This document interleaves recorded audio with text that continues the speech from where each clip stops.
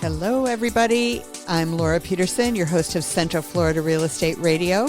I'm from Your Home Sold Guaranteed Realty, and to discuss the sale of your home, you can call or text 407-566-2555.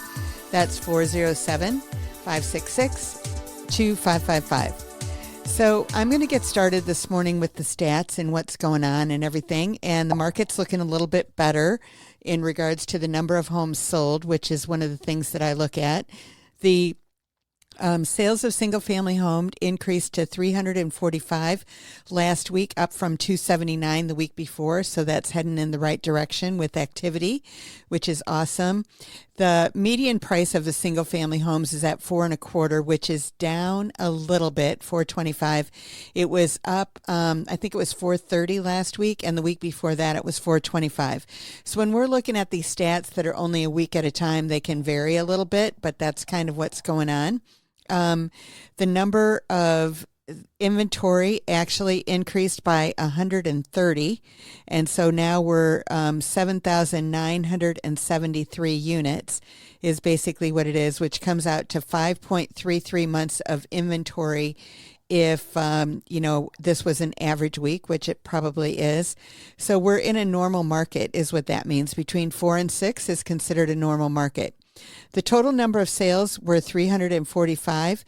38 of them were under 250, 26 between 250 and 300, 92 between 3 and 400, 68 between 4 and 500, 91 between 500 and a million, and 30 of them were over a million. Now, when you're looking at the months of inventory, it varies a little bit. Under 250, there's only 3.27 and 4.46, 250 to 300. Then, we're kind of go up from there. 500 to a million at 7.17 and 6.13 of over a million. Now, when you're looking at the list to ask price ratio, overall, it's at 96.2, which is a little more wiggle room.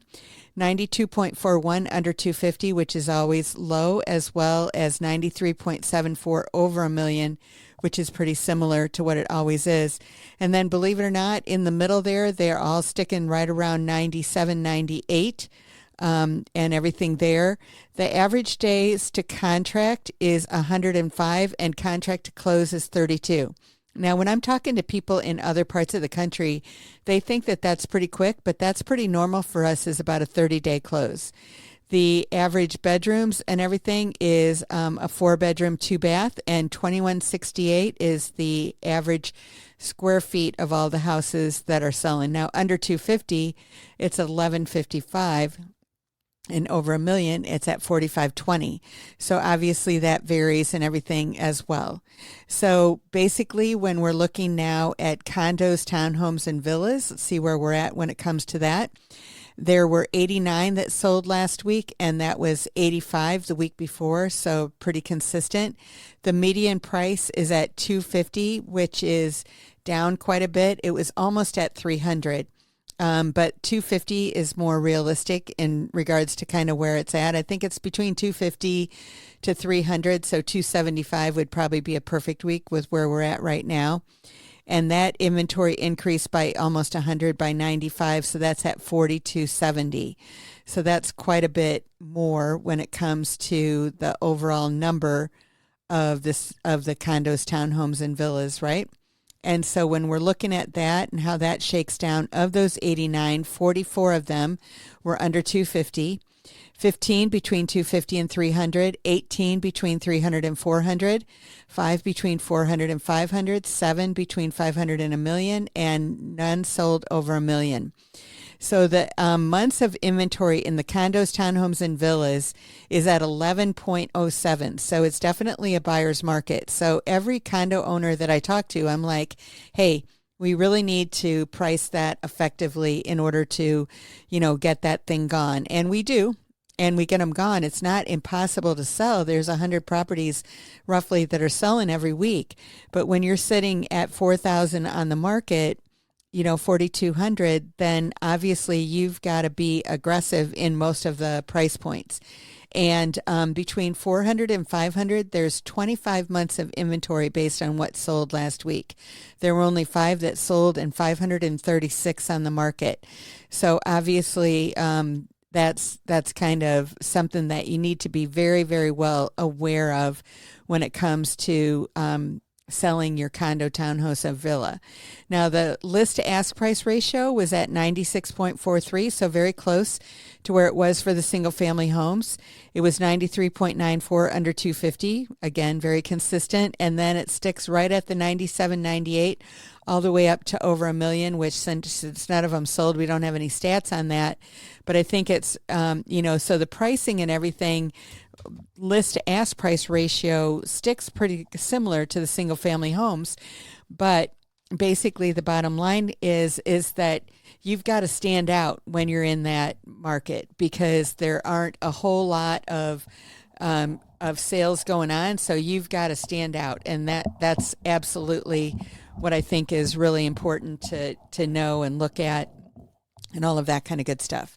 So I found an article that was on the housing outlook for 2025 and actually for 2026 and everything as well. So I thought that this was really interesting. Now, these are national numbers, and when I'm going through things, I like to get as granular as I can. When I'm working with somebody, we definitely get very granular to figure out, what we're going to do and all of that kind of good stuff. But what they're expecting in 2025 is that the national median home sale price, they expect to go up 2% year over year. So I think we're a little bit higher than that, but that's what they expect nationally for that to happen. And then they expect in 2026 for the same thing to happen, for a 2% increase year over year. So what they're saying is that right now we're at about 400 for single family homes across the country. We're at 425 here in Orlando, like we just talked about.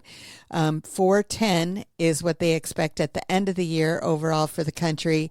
And then 2026, 420. So not huge gains, but gains. So that's what they're looking at. They don't look at the interest rate to really change a whole lot. They expect it to be in the 6% range in 2025 and 2026. So that's something that you should, be aware of and everything as well. And they do expect the number of properties to go up 7 to 12% in 2025 and 10 to 15% in 2026. That's the existing home sales, the number that they expect to go up.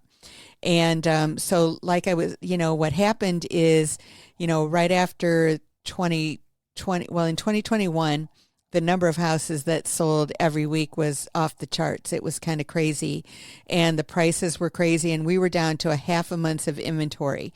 So now here we are 3 or 4 years later, and once the interest rates went up is kind of what happened, that the market, the inventory, kind of stayed the same for a while, and then it went up and everything, but the number of properties selling every week decreased. And so it really wasn't affected for a while. I saw some study that said about 17% of the properties now have interest rates that are 6% or higher, whereas a year ago it was only like 5% or something like that.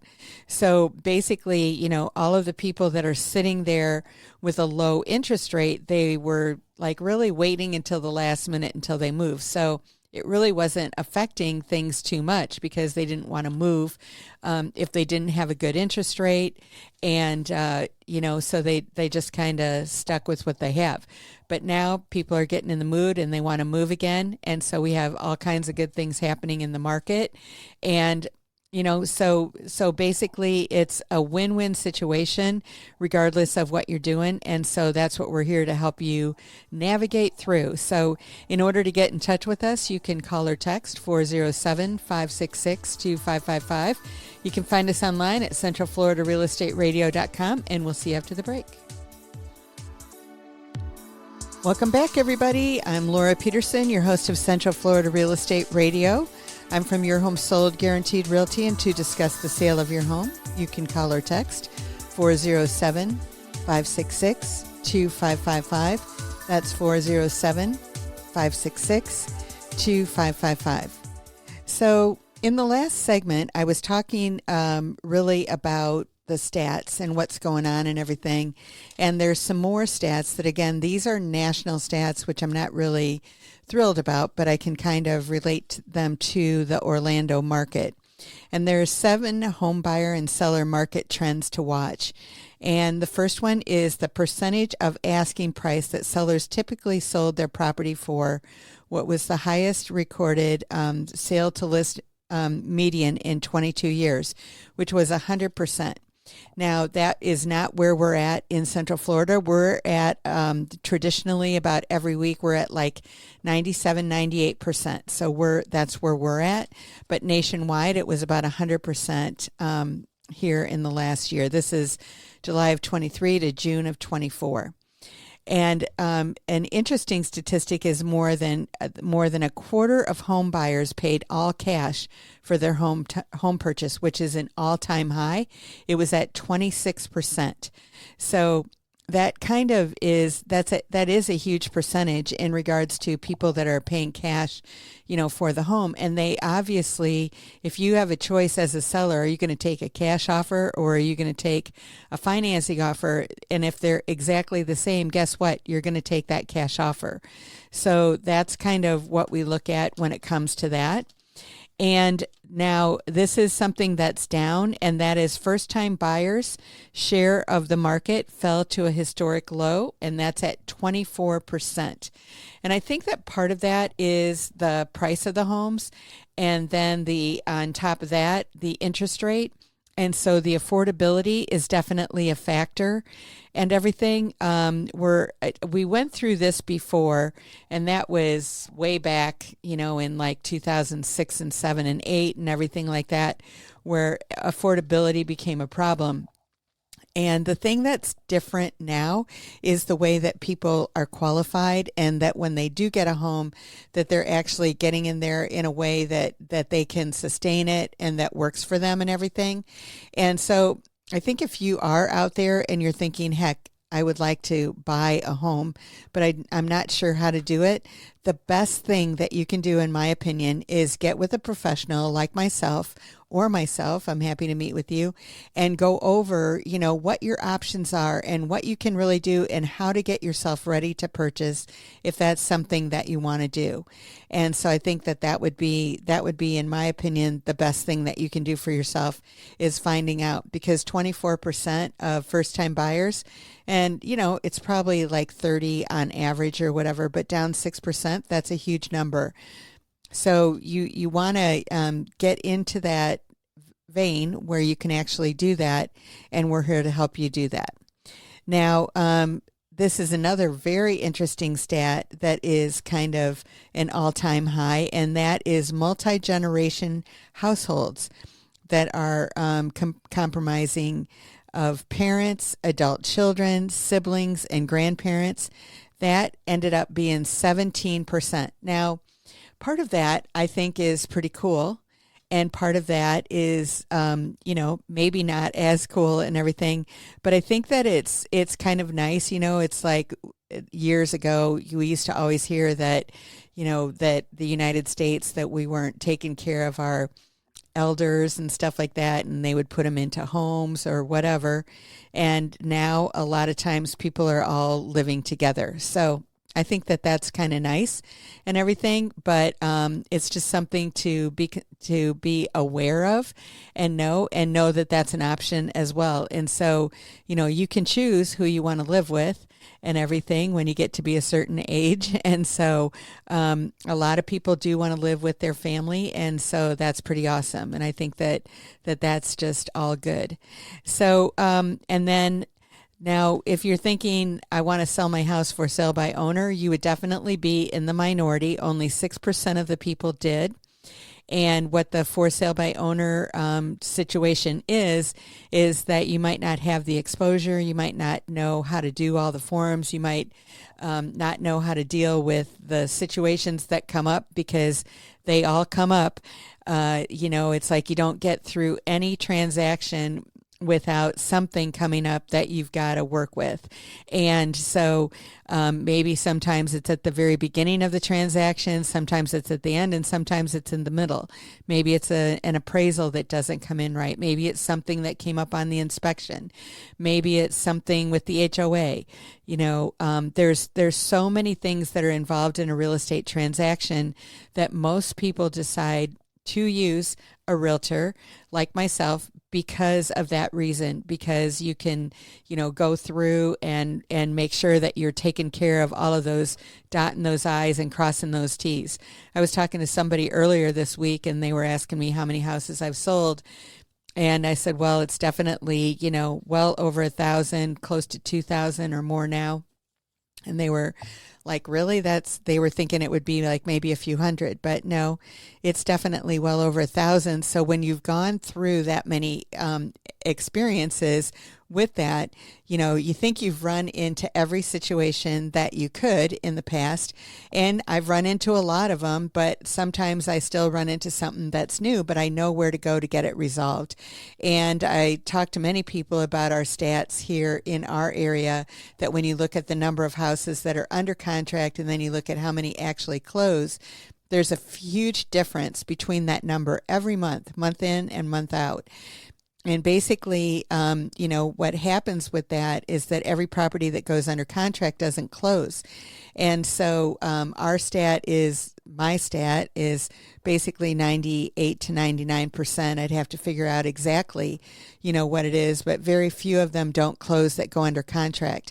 And so that's really important, I think, if you're a buyer or seller, because if you're under contract and you're moving towards that, you've made plans, given your notice to your rental company or whatever, that you're not going to be there any longer. As a seller, you've decided where you're going to go and what you're going to do, and you don't need any kinks in the system. Now, like I said, there's usually something that happens in the middle of everything, but what I do is I resolve about 90% of them before the seller even finds out. Some of them I have to involve the seller, obviously, but basically, if we can take care of those things and not have it affect the transaction, then that's obviously best for everyone involved.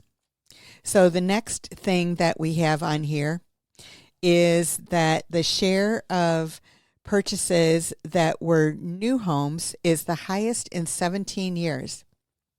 So, and that was at 15%. So what we've heard for years, and is true, is that we have a housing shortage.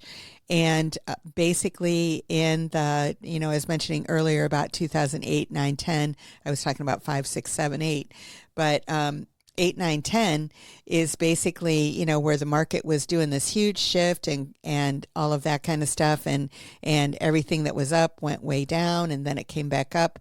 And it actually hit bottom, in my opinion, in our area in the middle of 2010. That's when I saw it hit bottom, and then it started heading up.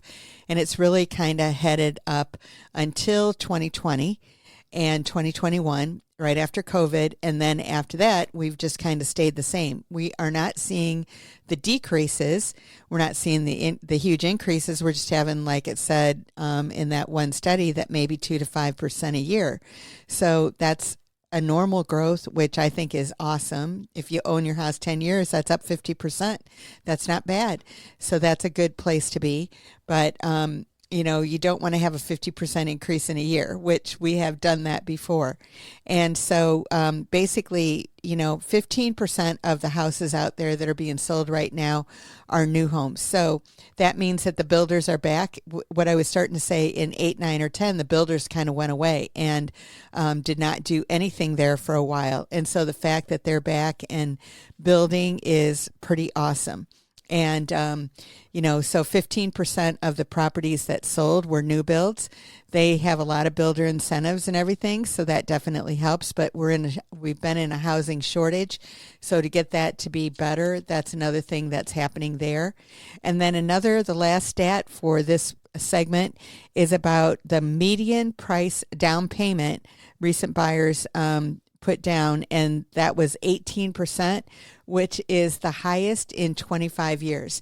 Now, I don't know on this stat how they actually did it, if it is part of where they're looking at, those cash buyers, that maybe that's bringing it way up. The first-time buyers, because that was down, that could have something to do with it. Most first-time buyers put between 3 and 3.5% down, maybe 10 at the most, but they aren't known for putting a lot down. They're usually putting a little down, and then they're building their equity, and on their second home, they're putting more down. And so it just kind of works its way through. So when one stat is off, then it affects the other one. So I don't know how it works, how those stats were calculated, but 18% was the average down payment in the last year. So that's always good to know and everything as well. So in order to get in touch with us, you can call or text 407-566-2555. You can find us online at centralfloridarealestateradio.com, and we'll see you after the break. Welcome back, everybody. I'm Laura Peterson, your host of Central Florida Real Estate Radio. I'm from Your Home Sold Guaranteed Realty, and to discuss the sale of your home, you can call or text 407-566-2555. That's 407-566-2555. So I'm going to go over some myths about FHA loans and talk a little bit about that today. And basically, the myth number one is only buyers with bad credit apply for FHA loans. And the truth is, while buyers with credit scores as low as 500 can apply for an FHA loan, borrowers with stellar credit also can apply. The average credit score for FHA borrowers was 683, and 80% of them have a credit score of 600 or higher. And that was according to the 2024 data from Ellie Mae, a loan origination software company. Now, if your credit score is in the 500s, the typical FHA down payment is 3.5%. But if you're below that 600 mark, and maybe even 650, you might have to put more down. And so that's how you can still get the loan, but you might have to put 10% down or something like that. So they are available out there to do that, and there are ways around it, and you can, figure that out. The second myth is that FHA loans can only be used for first-time home buyers, and that is not true either. First-time buyers and low to moderate income households often use these loans, but FHA loans also can be used by repeat buyers. Now, you can only have one FHA loan at a time, I believe. And it does have to be your primary residence. So it's not something that you can use as an investment property. Now, if you do move out of your FHA loan, though, home, and you buy something else conventional, you can rent out that FHA loan home. So you are able to do that. Okay, myth number 3 is FHA loans come with higher interest rates. And the truth is that FHA loans offer competitive interest rates, sometimes even better than conventional financing. Borrowers with high credit scores or high down payments tend to qualify for some of the best rates. Borrowers may want to explore both conventional and FHA loan options. And that's really what we suggest to all of our clients, that when they're working with their lender, that they compare and see which is the best loan program for them to be. Obviously, if you're a VA, a veteran, a VA loan might be your best bet. If you're out in the country, maybe it's USDA. If you're, and then everybody can look at the FHA and the conventional and everything to see which is the best one for them. And so if you just get those bids and you're comparing apples to apples, then I think that's the best thing for everybody to do, obviously. Myth number 4 is that FHA loans take longer to close than conventional financing. And the truth is that FHA and conventional loans close in about the same amount of time. This says an average of 45 days. In our area, it's 30, and that is both for conventional and FHA, so no problem there. And then the myth number 5 is that FHA loans can be used for only single-family purchases. Now, this is interesting because an FHA loan can be used to buy a single family house, a townhome, a manufactured home, or HUD approved condo. And you can also use an FHA loan to purchase multifamily properties with up to 4 units. And but one of those units has to be used for the primary residence. So I think that's a great option for people out there, that if you're looking to get some income, somebody to pay some of your bills when you're purchasing a property, a multifamily unit might be the way to go. And we definitely have a lot of those on the market in Central Florida.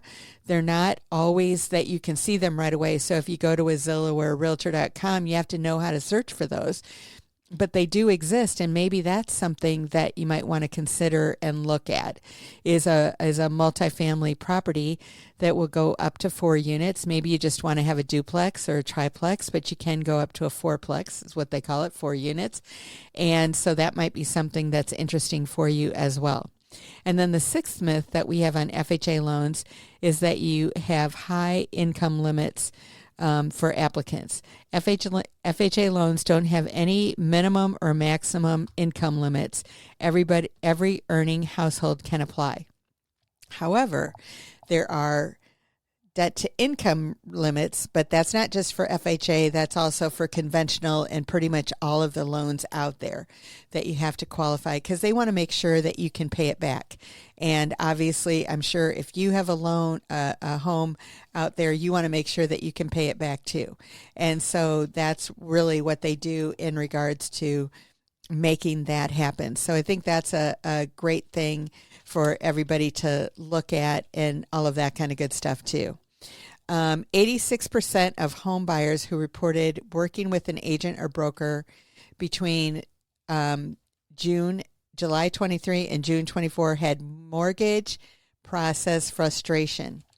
So they were frustrated when applying for a home loan, calling the process costly, confusing, and inconvenient, according to a survey of over 2,000 buyers. And I think that's true. I think to a large extent, it does take a little bit of effort to actually to go through the process, is basically, what it is. It takes a little bit of effort. And so, we have ways that we try to prepare you for that, and to make it easy and to make it simple and everything. If you are looking at buying a home, you don't want to, like I said earlier, your debt to income ratio is very important. So you don't want to rack up those credit card payments. You don't want to go buy furniture, go buy appliances, all of those things. Maybe you want to hold off on buying a new car until after you're in your house, and all those kinds of things are the things that you want to do. And so, we have a list of the things that you should not do when you're in a loan process. For example, changing a job is not something that you really want to do. It can be done, but it makes it a lot more difficult. So you just want to keep things simple when you're buying a house. Like I said, it takes about 30 days in our area. So when you get that done, then you can do all the things that you've been pent up doing. I have a lot of people that they buy their house and then they go, well, my car's on my last leg. I'm going to get that after I get the house. I'm like, yes, wait until after you get the house in order to do that. You can still afford it, but you want to make sure that your ratios are all in check when it comes time, for purchasing that house. And that just makes common sense, right? So in order to get in touch with us, you can call or text 407-566-2555. You can find us online at centralfloridarealestateradio.com. And we'll see you after the break. Welcome back, everybody. I'm Laura Peterson, your host of Central Florida Real Estate Radio. I'm from Your Home Sold Guaranteed Realty, and to discuss the sale of your home, you can call or text 407-566-2555. That's 407-566-2555. So I wanted to talk to you today about a couple of other things, and one of them is basically the new home construction. So we were talking a little earlier. I was talking earlier, saying that the new home sales were at 15% of all of the sales that happened last year. So that's a huge amount. And the other good news for you as a consumer is that the builders are offering incentives to entice buyers. So basically what they've done is they've trimmed their profits a little bit and they've become more efficient and everything. And the average builder last year or the year before or whatever made 16.2% profit.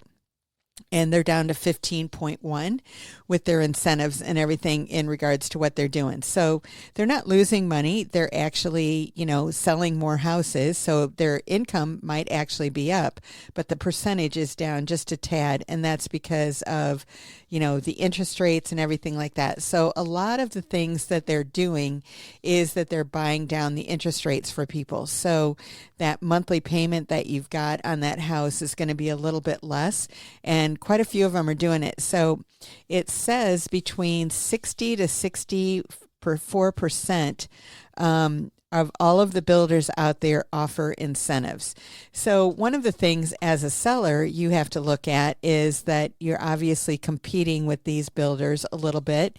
And so what are you going to be doing, differently as a seller than the builder is doing? And, the biggest challenge for people that are selling, that are the ones that are in a new home community, that there's still, the builder is still building, because who's going to win that? Are you going to win with your house that you've already lived in, or somebody can buy something from the builder that's brand new, nobody's ever lived in it, and they're offering incentives?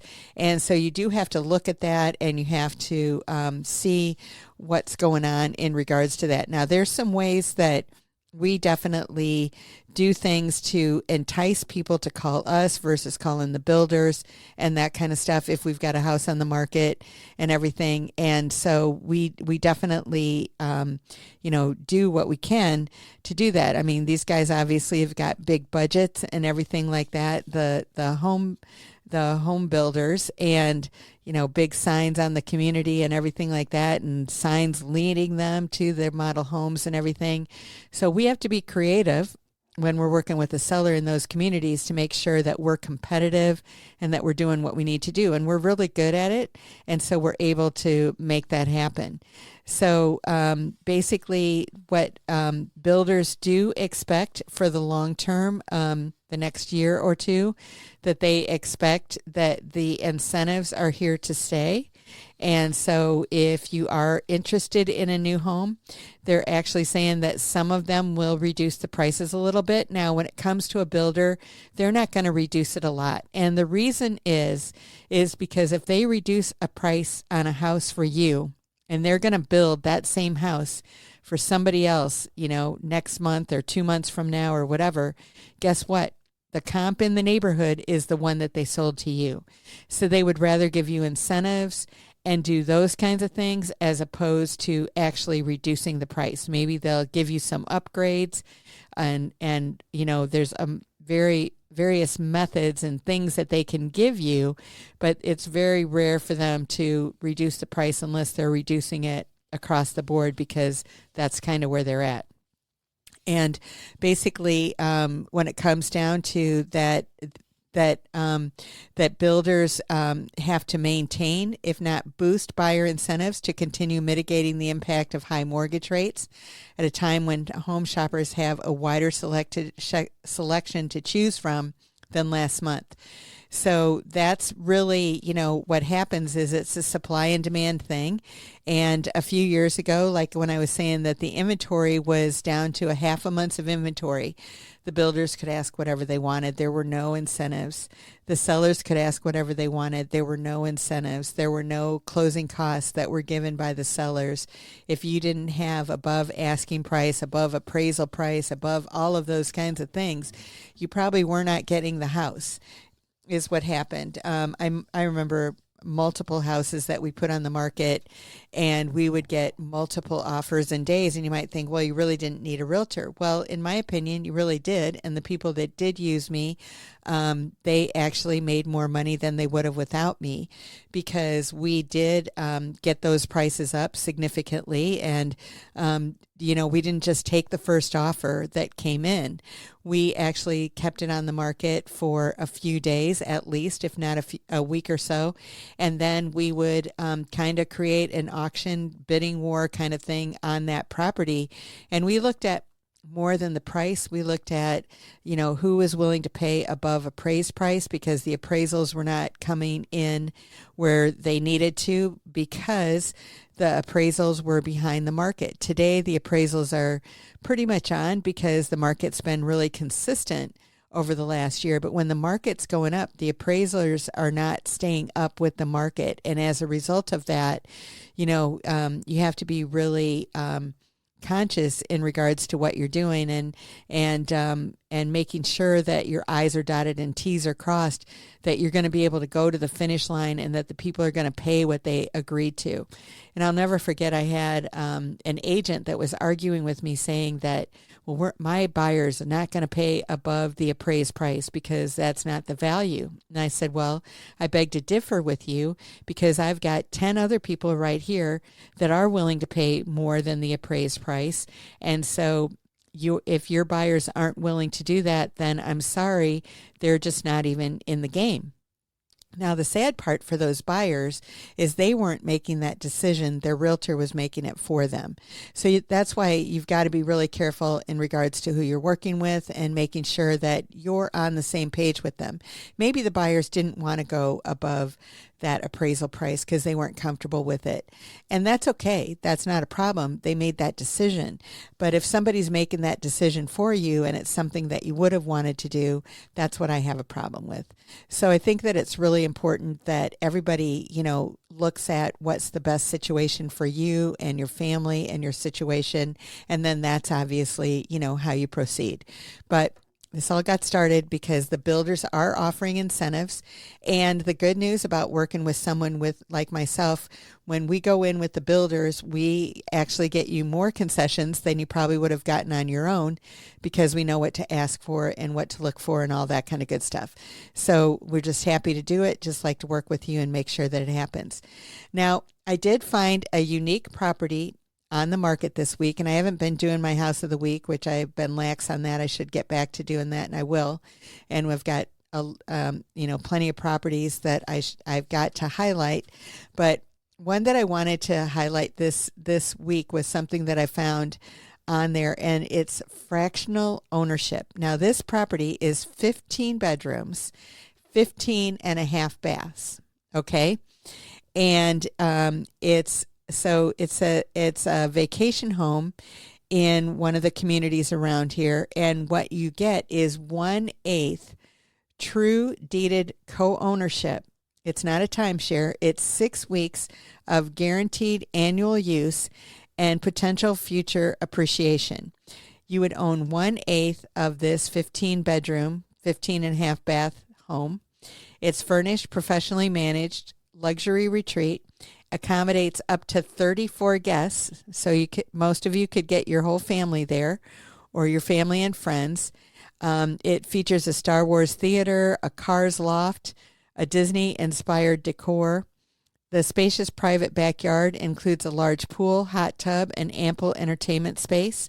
The gourmet kitchen boasts 2 refrigerators, while a laundry room on each floor adds a convenience, and an expanded driveway accommodates up to 7 vehicles, a rare find, and all of that kind of good stuff. And obviously they've got multiple tankless hot water heaters throughout, year-round comfort. It backs up to Shingle Creek Regional Park, so you're not going to have any rear neighbors or anything back there.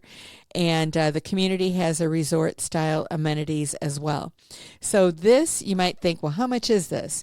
So it's $200,000 is what this property is, and the average monthly fees are $345 on top of that. But I thought that was interesting, that you would own 1/8 of the property.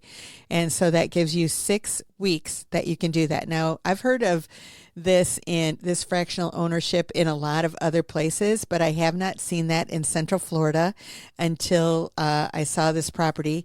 So I thought that was interesting. So if you have an interest in that, then let me know. Something new and different. And if you come here for 6 weeks out of the year, it might be a perfect situation for you to own. But anyway, in order to get in touch with us, you can call or text 407-566-2555. You can find us online at centralfloridarealestateradio.com. And we'll see you next week. Have a great one, everybody. Bye-bye.